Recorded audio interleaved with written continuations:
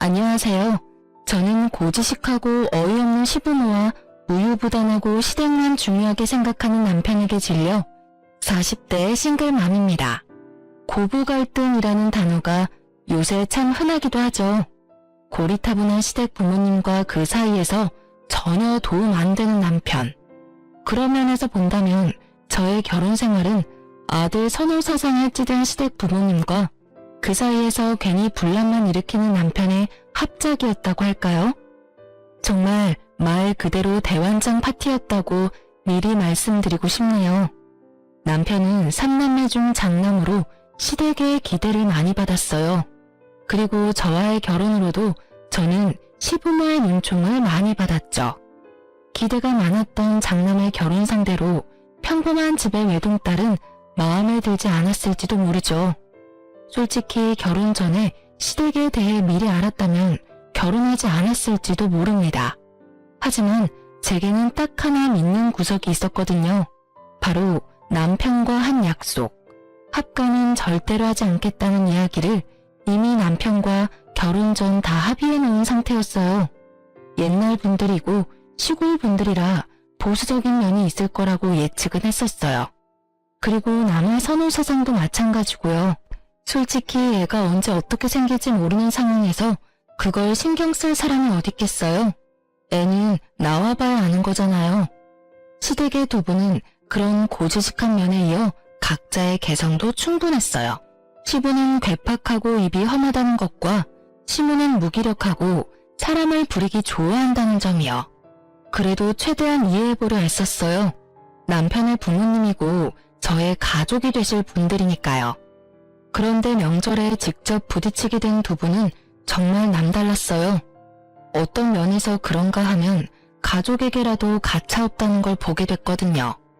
남편은 장남이고 그 아래로 도련님, 막내로는 아가씨가 있어요. 그런데 아가씨가 일찍 결혼해서 딸만 셋을 낳았거든요. 아무리 그래도 본인들 딸이고 손녀면 예뻐해 줄 법도 한데 처음 명절 맞이하는 며느리 앞에서 아가씨 욕을 엄청나게 하더라고요. 게다가 아가씨의 세 딸에게도 참 쓸모없는 것들이라며 이때 제가 받은 충격은 정말 대단했어요. 그리고 생각했죠. 앞으로 내가 낳을 아이들이 딸이면 우리 딸들도 저런 꼴을 면하지 못하겠구나 하고요. 그런 취급을 당해서인지 당연히 아가씨며 도련님이며 시부모님과 사이가 좋지 않았어요. 어느 정도냐면 시부모 생일날에도 오지 않을 만큼요. 제가 시댁 때문에 이혼을 생각한 건 첫째 딸을 낳고 난 뒤였어요. 보통 16주년 아이가 딸인지 아들인지 이야기를 해주는데 병원에서는 돌려서 딸아이임을 이야기해 주더라고요. 그때 시댁에서 시누의 딸들에게 어찌 대하는지가 바로 떠올랐죠. 혹시라도 내 딸이 저렇게 되면 어쩌나. 설마 그래도 손녀딸인데 예뻐하지 않을 리가 없겠지. 수많은 생각을 했는데 역시나 아이를 낳고 시부가 그러더군요. 맏딸은 살림 미천이라니 용서하지만 두 번째는 없다. 지금 시대가 어느 시대인데 딸을 살림 미천이라고 하다니. 그 단어에 저는 순식간에 시댁과 확 멀어진 기분이었어요. 게다가 둘째까지 딸을 낳았을 때는 출산 후 조리도 제대로 못했어요. 조리 중에 시댁에 불려다니기 일쑤였거든요. 게다가 시부의 말들이 버티기가 힘들었거든요. 씨가 잘못된 게 아니면 밭이 잘못된 거 아니겠냐? 어째 연달아 꽝을 뽑아? 꽝. 제 딸들에게 꽝이라는 말까지 하는 시부를 보니 정말 참을 수 없겠더라고요. 결국 저는 큰일이 아니면 웬만하면 시댁을 가지 않게 됐어요. 이혼이라는 게 촉발되는 사건이 큰 거지 보통 살면서 자잘한 것들이 쌓여서 하게 되는 거잖아요. 저도 마찬가지였어요. 시댁의 이런 무지한 매도와 딸들을 향한 나쁜 말들, 그 딸들을 낳은 저에 대한 폭언 속에서 그렇게 이혼에 대한 생각을 계속하고만 있었어요. 그렇게 10년을 지냈죠. 첫째 아이가 학교에 들어갈 무렵 저는 셋째를 임신했어요. 임신을 하고도 마냥 기뻐할 수 없었고 정신적으로 너무 시달려서 그런지 첫째, 둘째 때와는 다르게 입덧이 너무 심해서 힘들었어요. 사실은 임신 사실을 시댁에 알리고 싶지도 않았어요. 또 딸이면 무슨 소리를 들을지 모르니까요. 그런데 16주가 돼서 병원에 가니 이번에도 딸일 것 같다고 하더라고요. 결국 제 임신을 알아챈 시모가 제게 말하더라고요. 너 셋째 임신했니? 병원에서는 성별이 뭐래? 아들이라니? 저는 시모의 그 물음에 입을 꾹 닫았어요. 대답을 할 수가 없었어요. 하지만 침묵이 대답이 돼버렸죠. 또 딸이야? 넌 도대체가 쓸모가 없어. 어떻게 연달아 딸만 낳아? 내가 속상해서 너 옛날 같으면 당장 소방 맞고 천년 드릴 일이야 이거. 그런 말을 하는데 한마디 쏘아붙이고 싶어서 참았어요. 마치 죄인이 된 기분에 정말 더러웠죠. 게다가 옆에 있던 남편은 한마디도 안 하고 제가 그런 모진 말들을 듣는 걸 그대로 듣고만 있었어요. 보통 이쯤에 부모님을 말리지 않나요? 저희 남편은 무신경하게 안 들리는 척 하더군요. 이때 정말 이혼이라는 두루뭉술한 생각이 확고한 자리를 잡아가고 있었던 것 같아요. 그날 저녁 밥을 먹는데 앉은 자리는 가시방석, 먹는 건 모래알이었어요. 당장이라도 박차고 나가고 싶은데 꾹 앉아 있었어요. 밥만 먹으면 집에 갈 거야. 그 생각 하나만으로요.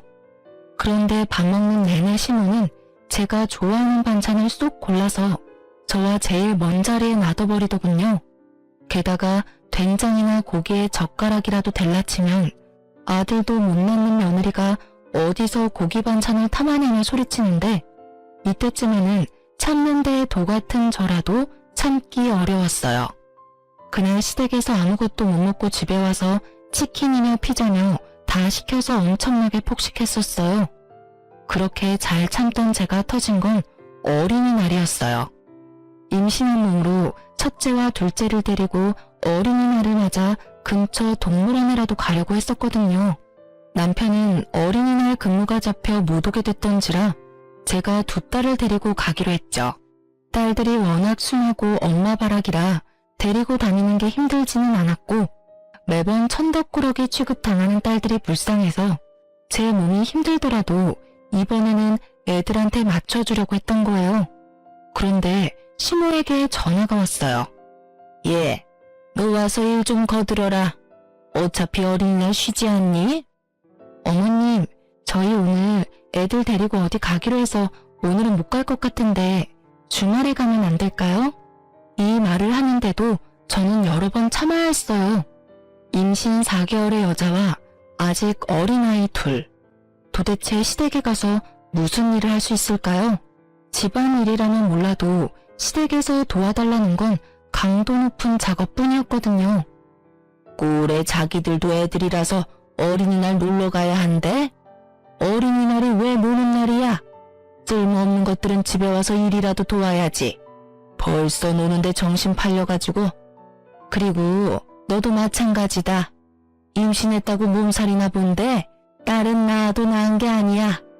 딸만 내리 셋이야. 네가 우리 집에 미안한 마음이 요만큼이라도 있다면 당장 달려와서 일해야지. 진짜 열받아 죽을 것 같은데 내내 저럴 것 같아서 결국은 애들을 친정에 맡기고 시댁에 갔어요. 시모 하는 말이 더 웃겼죠. 거추장스러운 애들은 버리고 왔냐고요.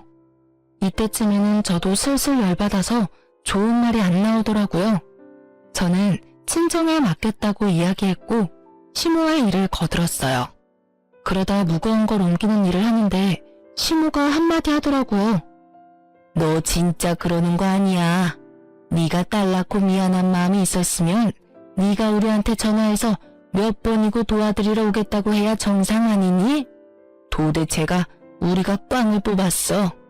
다른 집 여자들은 아들만 잘 낳는데 왜 너는 매번... 아휴, 됐다 됐어. 내가 말을 하면 뭐하니? 거기도 치워놔. 무기력하게 누워서 입만 살아 움직이는 시무를 보니 울컥울컥 화가 치밀어 올랐어요. 그것밖에 못해? 넌 집에서 도대체 뭘 배웠어? 이래서 딸 가진 부모가 죄인이라고. 네가 그럴수록 너희 부모님이 욕 듣는다는 생각은 안 하지? 그래도 딸년들 놔두고 온 건 잘했네. 쓸데없는 너희 딸년들한테 줄 밥 여기 없어. 너도 일 끝나면 밥 축 내지 말고 집에 바로 올라가. 알았어? 그 이야기에 완전히 열받은 저는 하던 걸 확 내팽개치고 일어났어요. 어머님, 아무리 그래도 본인 손녀딸들이고 아들의 딸이에요. 어떻게 말씀을 그렇게 하실 수가 있어요? 게다가 제가 왜 죄인이에요? 요즘 세상에 아들, 딸 구별이 웬 말이냐고요. 어린이날 애들 놔두고 이렇게 여기서 일하고 있는 것도 서럽고 저 이제 막 임신 4개월밖에 되지 않은 임산부인데 이렇게 막 부려먹으실 수가 있냐고요. 이런 일이야말로 학대고 어머님이 하신 말씀이야말로 폭언이죠. 싹수 없는 것을 봤나? 네가 지금 나한테 대든 거야? 아이고, 나이 들면 별의별 꼴 다 본다더니 딱 그 짝이구먼. 어디서 아들도 못 낳는 하자 있는 년이 시어머니한테 말대꾸야? 살다 이런 며느리라니. 너 이렇게 막말하고 무사할 것 같으니? 무사하지 않으면요? 어떻게 하실 건데요? 뭐든 해보세요. 저야말로 경찰에 신고해버릴 테니까. 임산부인 저에 대한 막말, 제 딸들을 향한 폭언까지 다 묶어서 신고하면 누가 벌 받는지 알고나 계시고 그런 말씀하세요? 여태까지 몰라서 안 한 게 아니라 알고도 참은 거예요. 애들 조부모님이시니까. 그런데 애들하고도 척지실 생각이면 저도 이제 시댁에 관여 안 할게요. 앞으로는 저한테 연락하지 마시고 남편 통해서 하세요. 결국 참다 못한 제가 폭탄처럼 터뜨리고 친정으로 돌아와 버렸어요. 어린이날 놀지도 못하고 친정에 맡겨진 딸들 생각하니 돌아오는 길에 눈물이 어찌나 나는지.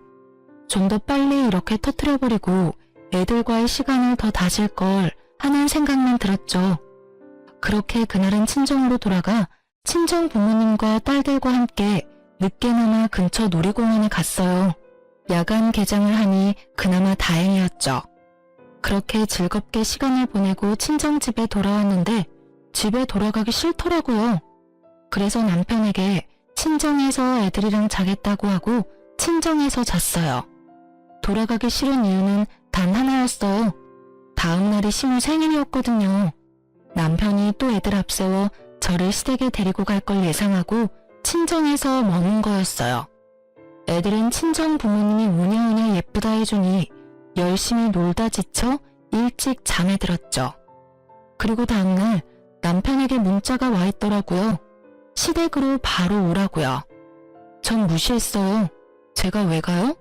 나를 무시하는 사람 생일을 왜 축하해주러 가냐고요. 결국 제가 가지 않자 전화통에 불이 나기 시작했어요. 꼬장꼬장하고 싸움닭 같은 늙은이들. 평소에도 어찌나 마음을 못됐겠었으면 챙겨주는 사람이 장남밖에 없을까요? 실제로 결혼 후에 시부모 생일에는 저와 남편만 꼬박꼬박 참석했어요. 둘째 도련님, 셋째 아가씨는 바쁘다는 핑계로 못 오는 날이 더 많았거든요. 이런 상황이니 당연히 생일상 차려주는 사람도 없었을 거고 왜 미역국 안 만들어주나 하고 핸드폰으로 연락하는 거죠. 그리고 그날 저녁 남편이 제게 찾아왔더라고요. 당신 도대체 왜 전화를 안 받아? 오늘 엄마 생일인 거 잊어버렸어? 아니, 알고 있었는데. 근데 안 간 거야. 혹시 어제 엄마랑 싸운 것 때문에 그래? 그런 거면 당신이 좀 이해해 줬어야지. 옛날 분이시잖아. 당신한테 그런 말 하는 거 하루 이틀 일도 아니고. 그냥 참고 넘어가면 되는데 왜 긁어 부스럼을 만들어? 나만 갖고 그러면 이해해. 근데 당신은 당신 딸들도 똑같이 쓸모없는 취급 당하는데 그러면 참고만 있어? 난 그렇게 못해. 그리고 어제 어린이날이었지? 당신 없이 4개월 된 임산부 혼자서 애 둘 데리고 놀러 가는 거면 당연히 시댁에서도 이해해줘야 하는 거 아니야? 왜 우리 딸들은 어린이날에 제대로 놀지도 못하는 건데 그것도 당신 엄마 때문에. 여태껏 당신이 중간에서 중재 안 해줘도 나 혼자 여태 잘 참았어. 근데 남은 게 뭐야? 우리 애들 그리고 나 쓸모없다는 꼬리표만 잔뜩 달았지? 아주 좋겠어? 마누라며 딸이며 모욕적인 말 다 듣게 만들어 놓고 혼자만 쏙 빠지는 아빠라서. 제 말에 남편이 한숨을 푹 쉬더라고요. 한숨 쉬지 마. 지금 여기서 한숨 쉴 사람이 누군데 당신이 한숨을 쉬어? 난 내 딸 그따위 취급밖에 안 하는 사람들 부모로 인정 못해. 그러니까 시댁 부모님 모시고 싶으면 자기 혼자 모셔. 나 이제 앞으로 행사 있어도 안 갈 테니까. 결국 제 입에서 그 말이 나오고서야 남편이 사과하더군요. 미안해. 앞으로 내가 중간에서 잘해볼게. 나도 우리 딸도 소중해. 그러니까 오늘은 집에 돌아와. 남편이 뒤로 보이는 친정엄마, 아빠에게 고개를 꾸벅 숙였어요. 장인어른, 장모님, 죄송합니다. 저희 집 사정 때문에 이렇게 힘들게 해드려서. 아니, 우리는 손주들이랑 시간 보내서 좋았네. 바쁘면 우리한테 애들 맡겨도 되니 걱정 말게. 결국 남편 말에 저는 아이들과 집으로 돌아왔어요. 일단 남편의 곁에 돌아오긴 했지만 시댁과의 골은 더 깊어졌죠. 솔직히 아무래도 상관없었어요. 이제 상관 안 하기로 했으니까요. 그런데 살다 보니 가족이라는 이름만으로 엮이게 되는 일이 있더라고요. 그건 호적을 파지 않는 이상 따라오게 되어 있으니까요. 임신 8개월쯤 친정아버지가 좀 아팠어요. 큰 병은 아니었지만 입원해서 치료를 몇 달간 받아야 했고 그것 때문에 어머니는 몸도 마음도 많이 우울해졌어요. 저는 당시에 밀린 연차를 사용해 쉬고 있었기 때문에 엄마를 대신해 아버지 수발을 들러 가야겠다고 생각했어요. 여보, 내가 애들 데리고 잠시 친정 가야겠어. 아버지 아프니 엄마가 무리하고 있고 마음이 많이 안 좋으신가 봐. 우리 딸들 있으면 엄마도 기분 좋아하시니까 애들하고 같이 지내면서 아버지 수발은 내가 좀 들어드리게. 뭐? 당신 지금 뱃속에 애가 8개월이야. 어떻게 그런 놈으로 수발을 들어? 그럼 어떡해. 엄마가 저렇게 힘들어하시는데. 아니면 우리 친정에 합가라도 할까? 어차피 우리 전세 사는데 전세금 빼서 친정 부모님 돈이랑 합치면 더 큰 집에서 살 수도 있고. 우리 엄마가 애들 돌봐주면 나도 당신도 움직이기 더 편할 거야. 애 낳고 실제로 나 일 들어가면 어떻게든 친정집에 애들 맡기게 될 텐데 더 좋을 테고. 저는 남편에게 합가 이야기를 꺼냈어요. 아버지도 아프시고 어머니도 안 좋은 상황에서 제가 생각할 수 있는 가장 편한 방법이었죠. 그렇지만 남편 표정은 영 별로더군요. 그럴 거라고 예상은 했어요. 누가 합가를 좋아하겠어요? 결국은 합가 이야기는 없던 걸로 하고 당분간 친정에서 애들 데리고 지내며 아버지 엄마 챙기기로 했어요. 그렇게 짐을 다 싸고 그 다음날 친정에 가려는데 남편이 절 부르더라고요. 혹시 우리 집이랑 합가할 생각은 없어? 합가하면 유산을 지금 당장 물려주시겠다고 하시는데. 난 유산 필요 없어. 그러니까 합가 안 해. 나랑 시댁 상황 알잖아. 그걸 알면서도 나한테 합가하자는 말이 나와? 그리고 지금 우리 아버지 아파. 솔직히 시댁 부모님이 아파. 그렇다고 우리 부모님이 젊어? 그것도 아니잖아. 혹시 내가 친정이나 합가하자고 이야기했다고 시댁에 전화해서 모시겠다고 한 건 아니지? 그런 건 아니야. 그냥 우리도 이제 목돈도 좀 만질 때도 됐고 애 태어나면 돈 들 것도 많은데 어떤 식으로든 도움을 받으면 좋잖아. 돈은 내가 벌 거야. 그러니까 애를 봐줄 사람이 필요한 거지 돈이 필요한 게 아니라고. 게다가 당신 돈돈거리는데 돈이 중요한 게 아니야. 아픈 친정아버지 두고 왜 내가 멀쩡한 시부모님을 모셔야 해? 내가 먼저 아버지 아프다고 말했잖아. 그러면 이런 이야기는 당신 선에서 알아서 해결하면 안 되는 거야? 철벽을 치는 제 말투에 남편은 난감한 듯 다리만 달달 떨고 있었어요. 저 모습을 보니 분명히 시댁에 뭔가 언지를 줬을 것 같더라고요. 된다느니 알겠다느니 그런 말부터 덥석 했을 것 같은 느낌. 그래서 남편에게 물었어요. 당신 설마 합가하는 거 그렇게 하자고 한 거야? 나한테 대답도 안 듣고? 만약 그런 거면 난 못해.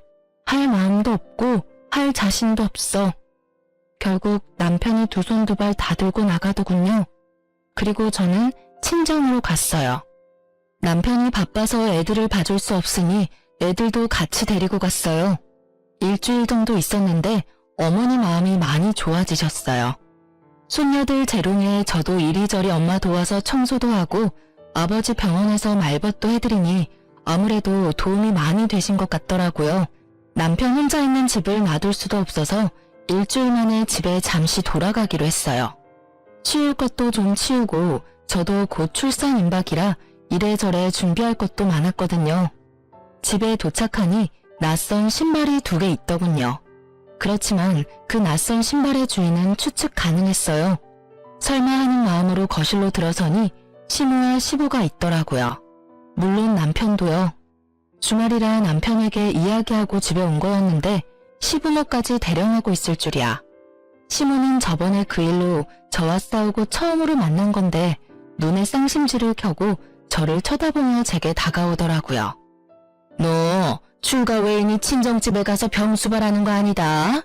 아주 당당하게 남편은 내팽개치고 친정 가서 편하게 있다 오나 본데 그러다가 네가 우리 집에서 쫓겨날 수도 있어.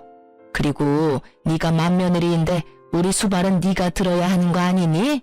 쓰잘데기 없는 자식 낳는다고 임산부 흉내내지 말고 집에서 수발이나 들다가 조용히 애나 낳고 와. 저번에 그 일은 내가 없던 일로 해주마. 미친 개한테 물린 거라고 생각하면 못할 것도 없지. 마음 같아선 얼굴 꼴도 보기 싫지만. 그 말을 듣는데 우라가 치밀어 오르더라고요. 만삭의 며느리한테 저런 말을 하고 싶기는 해요. 미친 개한테 물린 거라고 생각한다니 그 기대대로 미친 개처럼 굴기로 했어요. 요즘 시대가 어떤 시대인데 그런 말을 하세요? 그리고 누가 저더러 친정 가서 편하게 있다 온다고 해요? 저 아버지 병수발 들고 오는 길이에요. 제 아버지 제가 간병한다는데 왜 남의 집에서 이 난리들인지 모르겠네요.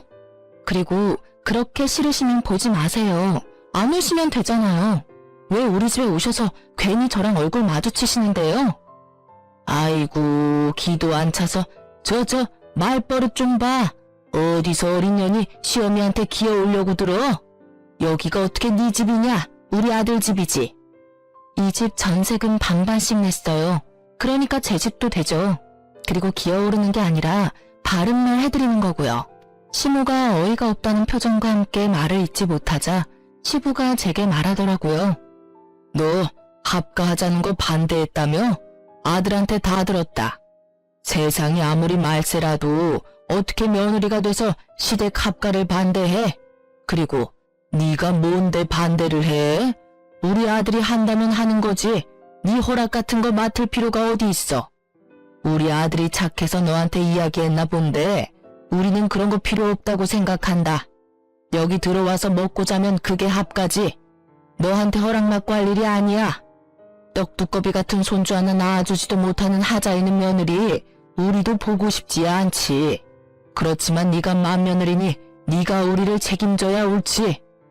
아주 옛날 고적의 이야기를 하는 시댁어른을 보니 이제 더는 안 되겠다는 생각이 들었어요. 시댁이랑 사이가 좋아도 합가는 고민스러운 문제인데 아예 들어와서 배째라 하고 누워버리겠다는 이야기를 아주 시원스레하는 영감을 보니 정이 뚝 떨어져 버렸거든요. 그럼 들어오세요.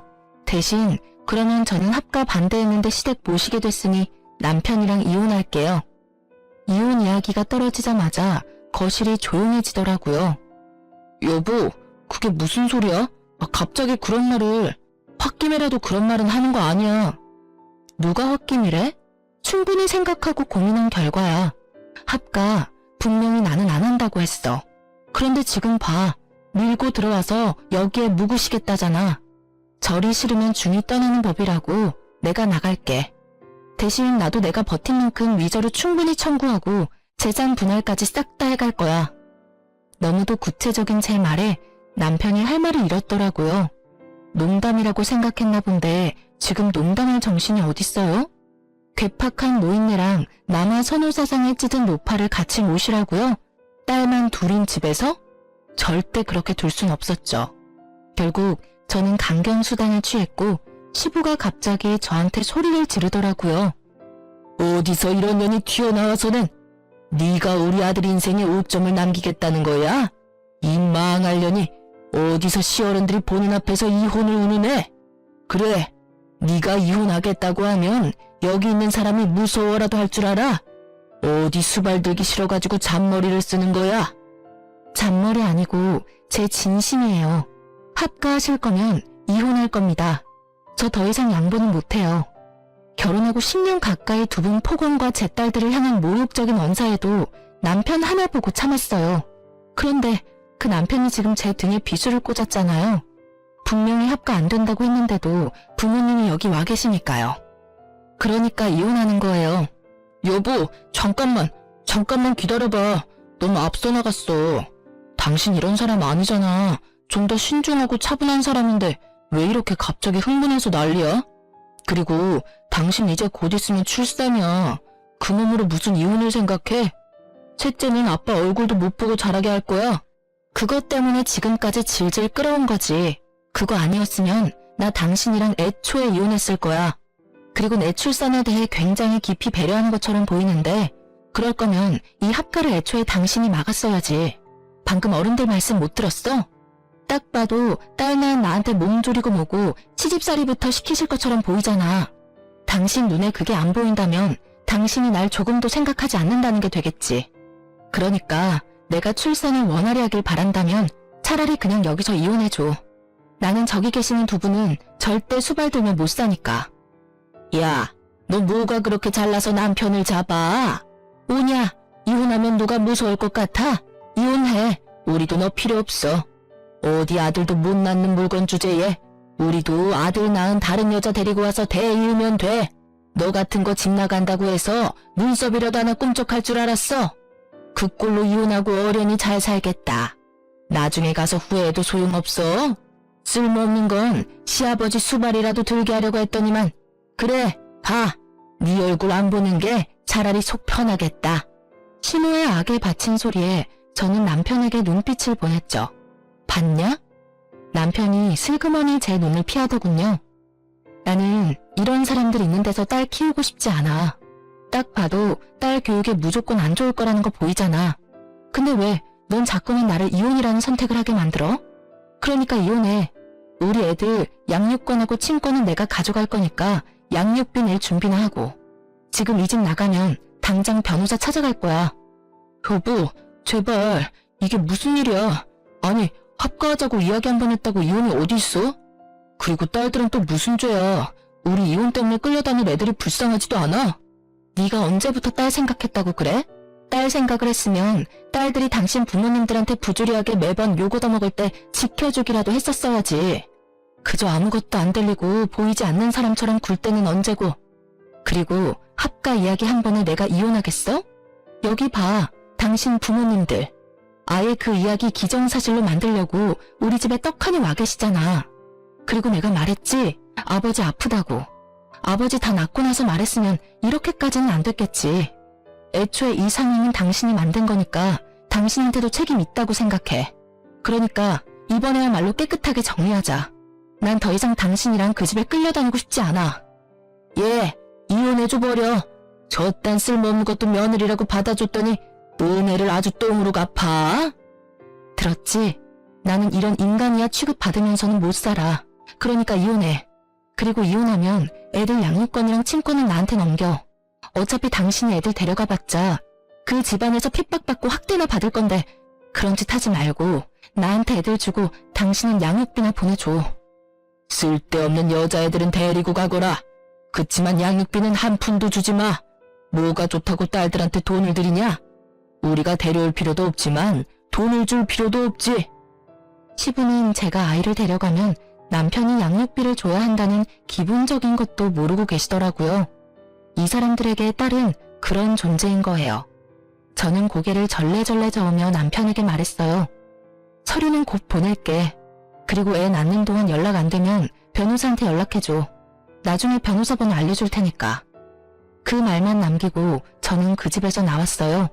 친정에서는 아무 말 없이 절 받아줬고요. 아버지는 병상에서 빠르게 회복되어서 집에 와 계셨고 어머니도 제 출산 준비로 바쁘셨어요. 그렇지만 그 시간은 정말 충만했어요. 외동딸이라 부모님 댁은 항상 적적했고 시댁이 저 모양 저 꼴이라 큰 행사 있는 날에는 와보지도 못했거든요. 매번 시댁 불려가느라 이렇게 손녀들하고 같이 있으니 너무 좋으신 듯 매일 웃음이 떠나지를 않았죠. 그리고 이혼은 변호사를 통해서 잘 진행됐고 그 와중에 저는 셋째를 낳았어요. 보호자로 아빠가 아닌 친정엄마가 와 있는 게 나쁘지만은 않더라고요. 첫째 때는 시모가 와서 살벌한 말만 남기고 떠났고, 둘째 때는 시댁에서는 아예 연락도 없었죠. 셋째는 두 누나와는 다르게 친정 부모님의 사랑을 듬뿍 받으며 태어났죠. 애를 낳고 나서는 낳았다는 연락만 했어요. 셋째도 남편이 양육비 지급해야 할 테니까요. 그렇게 셋째가 100일이 다 되어갈 때쯤 이혼은 무사히 완료됐어요. 그런데 남편이 셋째 얼굴 보고 싶다고 하더군요. 사실 보여주고 싶지도 않았지만 친정에 오라고 했어요. 남편은 애를 보러 오겠다고 해놓고선 저한테 그러더라고요.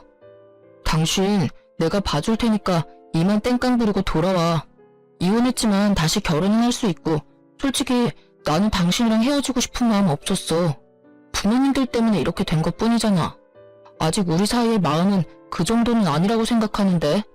저는 남편 말에 웃음부터 났어요. 지가 뭔데 날 봐줘요? 네가 뭔데 날 봐줘. 네가 뭔데. 너 여태까지 내 남편도 아니었어. 우리 딸들 아빠도 아니었거든? 넌 그냥 너희 부모님 아들이었지. 재결합하면 뭐가 바뀌는데? 아무것도 변할 게 없잖아. 내 딸들을 시부모님들에게서 지켜주지도 못했으면서. 두 번 다시 무책임한 말 꺼내지 말고 조용히 애나 보고 가. 남편은 본전도 못 찾고 잠든 애기 얼굴을 보더라고요. 그러더니 이리저리 살펴보더니 놀란 얼굴로 묻더라고요. 혹시 셋째가 아들이야? 저는 답을 피했어요. 말하고 싶지 않았거든요. 아들이라고 하면 얘만 쏙 데려갈까봐 걱정했고요. 사실 중간부터 아들인 거 알고 있었어요. 망할 시부모가 이 애를 어떻게 할까 싶어서 이혼 서류 정리가 다 될 때까지 아무 말 안 했던 거죠. 아들 맞아. 근데 그게 뭐? 당신 아들 낳은 거 아시면 우리 부모님도 당신 대하는 거 달라질 거야. 왜 미리 말 안 했어? 왜 말해야 하는데? 당신 부모님들 내가 아들 낳았다고 날 대하는 게 달라지실 것 같아? 절대 아니야. 나랑 두 딸은 여전히 뒷전이고 이 아들만 오냐오냐 하실걸? 그게 정상으로 보여? 그치만.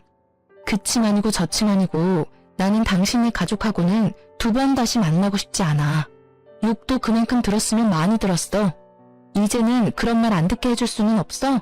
10년 동안 당신 얼굴 봐서 참아줬으면 됐잖아.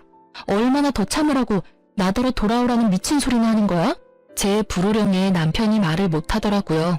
정신이 똑바로 박힌 인간이면 이 상황에 그런 소리 못하죠. 당신 힘들어서 나더러 돌아오라고 하는 것 같은데 수발은 당신 혼자나 열심히 들어. 나는 절대로 그쪽으로는 안 돌아가. 그리고 이미 우리 이혼 서류 정리 다 됐거든? 법적으로 남남이야. 그러니까 제발 당신이 아버지로서의 정이 조금이라도 남아있다면 딸들을 위해서라도 그 집에 돌아오라는 말은 하지 마라. 혼자 효도해. 나는 나대로 딸들하고 잘 살 테니까. 결국 남편은 더 이상 아무 말도 못했고 보다 못한 아버지가 한마디 하셨죠. 자네 진짜 너무하지 않나? 어떻게 우리 집 귀한 딸한테 10년을 모진 말을 듣게 만들어 놓고 다시 그 짓을 또 하라고 할 수 있냐는 말이야. 자네가 진짜 내 딸을 조금이라도 생각한다면 그냥 여기서 돌아가게. 우리는 이미 그쪽 집안 사람하고는 남이야. 애초에 두 사람이 이혼하게 된 이유가 딸아이에게만 있는 건 아니지 않은가? 오히려 딸이 많이 참았지. 자네는 그 자리에서 아무런 해결도 돼주지 못했지 않나? 지금 다시 만난들 자네가 뭘 할 수 있어? 자네 부모님들이 저렇게 두 눈을 형형하게 뜨고 우리 딸 잡아먹으려고 하는데 만약 딸이 원하더라도 나는 허락 안 할 생각이야. 그러니까 앞으로 그런 말 하고 싶으면 딸이 아니라 나를 찾아오게. 결국 아버지의 완고한 말에 남편은 집으로 돌아갔어요. 그렇게 저는 친정에서 새로운 삶을 이어갔어요. 셋째 돌무렵에는 직장에 다시 복귀했고 아이들 어린이집, 유치원은 어머니가 픽업해주고 있으세요. 다행히도 애들은 남편과 살 때보다 훨씬 밝은 표정이라 제 마음도 편했어요. 그렇게 몇 달 지나고 우연하게 전 남편과 마주쳤어요. 저는 어린이날이라 친정 부모님과 애들 데리고 오랜만에 레스토랑에 밥 먹으러 왔고 남편은 예약석에 혼자 앉아 있더라고요. 그 푸짐하던 인상이 완전 날카롭게 변해 있더라고요. 제가 간섭할 바는 아니지만 신경을 쓰였죠. 애들은 잘 지내? 잘 지내. 우리 부모님들이 애들 너무 오냐오냐 하셔서 버릇 나빠질까 걱정될 정도로. 당신은 잘 지내는 거야? 얼굴 완전히 상했네? 집에 일이 좀 있어서 일 처리하느라 바쁘게 지내. 일 처리? 시댁집 처분했어? 그게 한 3억 된다고 하지 않았어? 그럼 시아버지가 준다던 돈은 받았겠네? 재산 이야기 꺼내니 전 남편 얼굴이 완전히 일그러져 버리더라고요. 저는 괜히 재산 이야기 꺼내나 싶었는데 그게 아니었어요. 아버지 나한테 유산으로 시골 있는 집 그거 준다고 하셨잖아. 당신 말대로 못해도 3억은 하는 집인데 그게 알고 보니까 문제가 좀 있더라고. 무슨 문제? 남동생이 그 집 담보로 대출을 받았는데 결국 대출 못 갚는 바람에 그 집이 경매에 넘어갔어. 저는 깜짝 놀라 말을 잇지 못했어요. 알고 보니 시댁집의 재산이라고는 그 집 한 채가 전부였는데 전 남편 남동생 때문에 그 집이 다 날아가고 결국 빈털터리가 돼서 남편 집에 의지하러 오신 거였더라고요. 그게 경매 넘어갔다는 걸 알게 된 직후에 남편에게 거짓말을 한 거였죠. 장남이니 어떻게든 해줄 거라는 생각으로. 참 대단들 하시죠? 그런 일 있어서 장남 의지하러 오시는 거면 적어도 맏며느리한테 잘 보여야 한다는 생각은 안 하셨던 걸까요? 하긴 평소에 워낙 점수를 많이 까먹은 분들이라 그렇게 하셨어도 받아주지는 않았겠지만 결국 시부가 자기한테 거짓말한 거 알고 남편 완전 노발대발해서는 동생에게 담보 받게 해줬으니 동생한테 가라며 시부모 내쫓았대요. 남편도 돈이 없기는 마찬가지였거든요. 저와 이혼하면서 재산 분할 때문에 지금 살고 있는 집의 전세금 반을 저한테 돌려줘야 했거든요. 집을 잃을 순 없으니 일단 시부 집을 팔아서 나온 돈으로 제게 전세금 반을 주려고 했던 모양이에요. 그런데 집이 경매로 넘어가 있으니 완전히 허탈해진 거죠. 그 상태에서 시부모는 장남이 자기들 모셔야 하는 거 아니냐며 저한테 했던 그대로 남편을 들들 볶아대기 시작했고 결국 열받은 전 남편이 시부모를 쫓아내버린 거죠. 그럼 두 분은 당신이랑 같이 있는 게 아니야? 동생이 집 얻어준 모양이야. 근처 단칸방에. 동생네도 사업 망해서 지금 대출 못 갚아서 파산 직전이라 집 내놔야 한다더라고. 그래서 이래저래 일이 좀 많았어. 둘이 이야기하는데 시부모님이 오시더라고요. 저는 마주치고 싶지 않아서 몸을 돌리려는데 저를 알아보고는 불이 나게 달려오더니 애부터 보시더라고요. 애 옷이며 신발에 아들 티가 나다 보니 시부모가 흥분해서는 저한테 따지더라고요. 너 셋째 딸이라더니 아들이었어? 아들이면 우리가 데려와야지. 네가 왜 데리고 있어? 우리 집안 대를 이을 아들을 말도 안 하고 애 데리고 있으려고 했어? 거의 아이를 빼앗으려는 시부를 보고 결국 전 남편이 일어났어요. 그만 좀 하세요. 애들 보는 앞에서 이게 무슨 추태예요? 전 남편 말대로 멀리서 두 딸이 안절부절 못하고 저를 바라보고 있더라고요. 저는 웃어주며 괜찮다고 말했어요. 친정아버지가 달려오려는 걸 친정엄마가 겨우 막고 계셨고요. 내가 뭘 잘못했어? 아들이면 당장 우리가 데려와야지. 그래도 마지막에 쓸만한 짓을 했네. 아예 쓸모없는 물건인 줄 알았더니. 어서 이리 다오. 우리 손주 한번 안아보게. 이미 이혼했고 저희는 남남이에요. 오늘은 우연히 마주친 거고. 남편은 이미 셋째에 대한 친권도 양육권도 다 그때 포기했어요. 그러니까 애한테 손대지 마세요. 저는 아기띠에 매달린 아이를 감싸고 시부모를 쏘아봤어요. 네가 그런다고 우리 핏줄이 남의 핏줄이 될 것 같으냐? 쓸데없이 힘 빼지 말고 손주나 내놔어요. 아버지, 또 이러시면 다음부터는 생신이라도 안 올 거예요. 그리고 친권 양육권 포기한 건 우리라서 애 마음대로 못 데려와요. 두 분 다 원하셨잖아요. 그건 딸인 줄 알아서 그렇지. 아들인데 왜 우리가 못 데려와? 법이 그렇다고요. 모르시면 가만히 계세요. 둘째 때문에 그렇게 당하고도 또 이렇게 경거망동하실 거예요. 앞으로 저도 안 보고 싶으신 거냐고요. 애 엄마랑 아들한테 손대시면 저랑 두 번 다시 못 보실 거예요. 결국 전 남편의 말에 시부모는 그제야 얌전해지더군요. 아들이 무섭긴 한가 봐요. 옛날 같으면 당장 손가락질에 노성이 튀어나올 법한데 그러지도 못하고 눈치만 보고 있으니. 미안해. 두 분이 또 흥분하셔서. 잘 먹고 가라. 우리는 그냥 나가야겠어. 됐어. 여기 예약했잖아. 우리가 나갈게. 우리는 아직 자리에도 앉질 않았으니까. 저는 친정 부모님과 애들을 데리고 나갔어요. 애들은 저한테 왜 무서운 할아버지 할머니 여기 있냐고 경직되어 있었어요. 정말 우연히 만난 거고 다음에는 만날 일 없을 거라고 말해주자 애들이 좀 진정이 되더라고요. 그 뒤로는 시댁 식구나 전 남편을 만난 적 없어요. 그래도 양육비는 꼬박꼬박 들어오니 살아있기는 한가 보다 하고 지내죠. 이혼 후에 저는 많은 것들이 변했어요. 친정에 완전히 정착하기로 했어요. 부모님이 늙으면 제가 수발을 들어야 할 상황이 올지도 모르지만 그 전에 아이들이 독립하기를 바라며 열심히 키우는 중이랍니다. 그리고 친정 아버지는 집 명의를 제 앞으로 돌려주셨어요.